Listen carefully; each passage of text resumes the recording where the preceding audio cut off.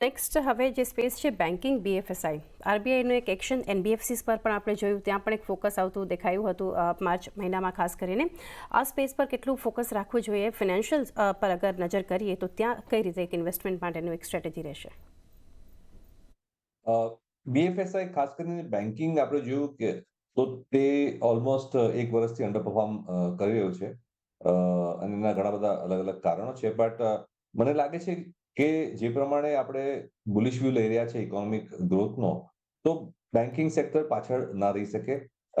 Long ટર્મમાં આપણે જોઈએ તો બેન્કિંગ સેક્ટરે નિફ્ટી કરતા બી સારા રિટર્ન્સ આપ્યા છે. આપણે 5-10 વર્ષનો 20 વર્ષનો બી હિસ્ટ્રી જોઈએ, કારણ કે આપણે ટિપિકલી જોયું છે કે ક્રેડિટનો જે ગ્રોથ હોય છે તે જીડીપી કરતા વધારે ફાસ્ટ હોય છે. 1.2 1.4 ટાઈમ્સ જીડીપી ગ્રોથ બેન્કિંગ સેક્ટરનો ગ્રોથ હોય છે.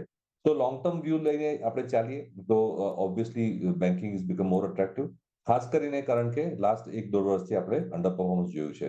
તો તેમાં મારો વ્યૂ તો પોઝિટિવ છે, કારણ કે ગ્રોથ હવે આવશે, પ્લસ એનપીએના એવા કોઈ મેજર ઇશ્યુઝ નથી અને બેંક્સે ઘણું જ પ્રુડન્ટ રીતે તેમની બેલેન્સ શીટને ક્લીન કર્યું છે, બંને પ્રાઇવેટ સેક્ટર બેંક અને પબ્લિક સેક્ટર બેંકે. તો ક્લીન બેલેન્સ શીટ છે, ગ્રોથ આવશે અને જે માર્જિનના પ્રેશર હતા તે બી મને લાગે છે હવે ધીમે ધીમે કરીને ઓછા થઈ શકશે. તો ઓવરઓલ સિચ્યુએશન બેંક માટે સારી છે. Okay sir,